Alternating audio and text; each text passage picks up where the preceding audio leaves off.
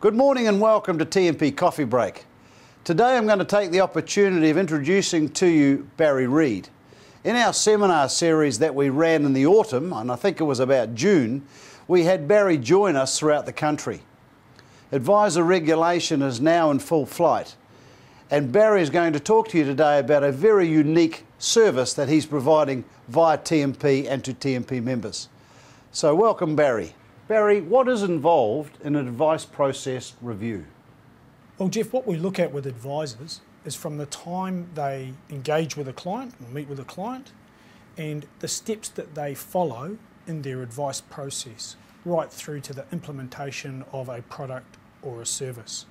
And there's about 87 points that we check off. What we're looking for in those are things such as, is it compliant with the regulations that exist?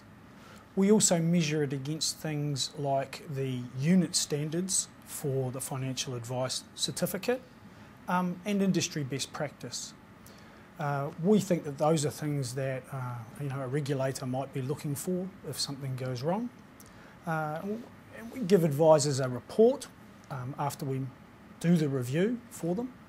That particular report will then outline to them, green if they're going well, yellow if there are potential modifications or things they need to change, red, you need to stop doing something or start doing something.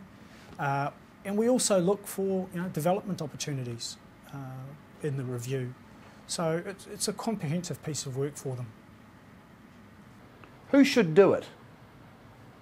That's a good question. It's designed to cover anybody giving financial advice. So from a mortgage broker, foreign general advisor, the category 2 advisors as such, registered financial advisors, right through to full financial planners. The process allows for any of those.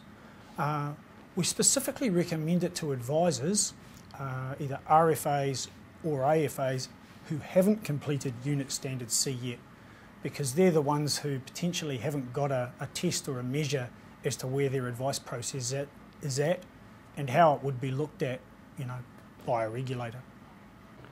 How does it work?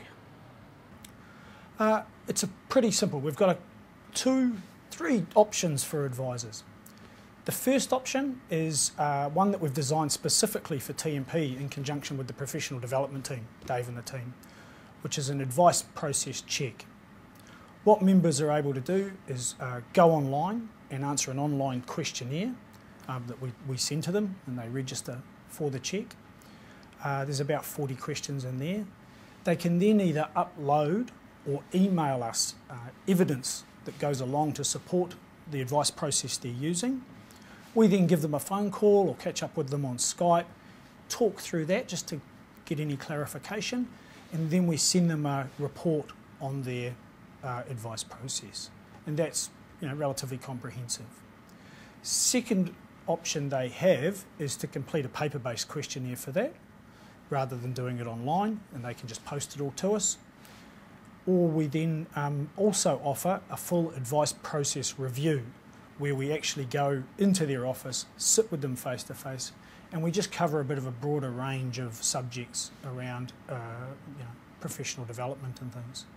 So and we also deliver the report back and go through the suggestions that we've made to changes and offer a review of documentation when they do make changes. So 3 options: advice process check online, advice process check via paper-based, or a full advice process review. What other services do IDS provide?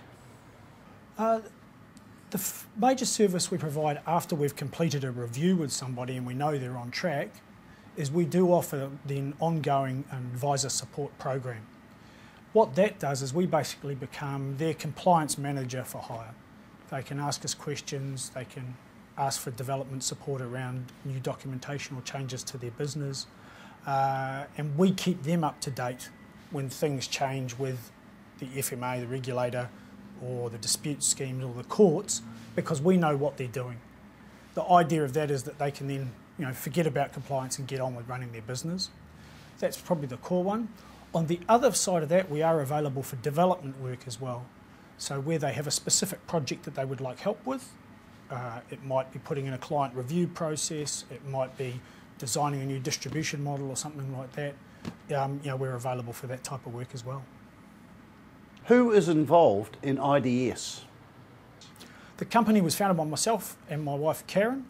I've got about 24 years background in the industry, working for life insurance companies, product providers, and for the last 20 odd years dealing with independent financial advisors. Karen's also been in the industry for about 8 or 9 years, so she's my boss really, the office manager, and sort of follows me up.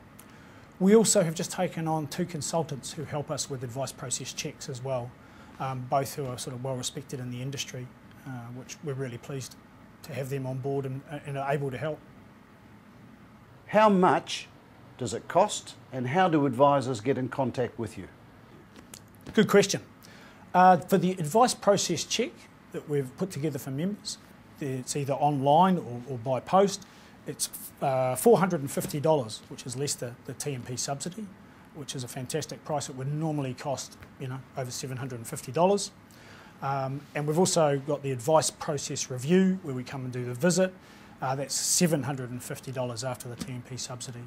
To get in hold of us, we've actually got on the website some details about the review process and our contact details, but it's 0508 IDS Limited Ltd, or you can get me an email, barry@IDS Limited, and once again it's limitted.co.nz. Thank you very much, Barry. We really do appreciate the time that you've taken to be with us today. Folks, have a fantastic week out there. Don't forget that our conference is now open for registration. Early bird registration is open and pumping away. And we had a message this morning from our conference team. Currently we've got 62 members that have registered for conference. So all goes well for a fantastic meeting in November the 4th this year. See you then. Bye for now.